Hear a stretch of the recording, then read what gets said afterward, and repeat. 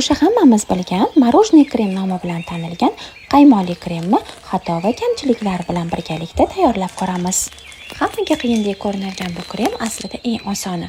Faqatgina siz to'g'ri qaymoq tanlashni bilsangiz va to'g'ri tayyorlasangiz, albatta siz ham bu natijaga erishasiz. Foizi 35% dan baland bo'lgan qaymoqga shakar, quyultirilgan sut, agar qaymoq juda ham quyuq bo'lsa, ozgina sovitilgan suv solib, yaxshilab aralashtirib 40-45 daqiqaga morozilkaga qo'yib olamiz. Chetlari muzlashib boshlagan qaymoqga essensiya yoki vanilin solib aralashtirib, mikserimizni past kursidan boshlab aylantirishni boshlaymiz. Qaymoq bittasi yuyilib, sekin quyilishi boshlaydi. Mikserimizning tezligini sekin-sekin ko'tarib boramiz. Qaymoq shunaqa quyilganda mikserlashib to'xtatamiz. Bu kremni tort, rulet, kapkeklar uchun ham bemalol ishlatsanglar bo'ladi. Opisaniyada to'liq retseptini qoldiraman. Izohlarda fikringizni yozib qoldirsanglar, albatta javob yozaman.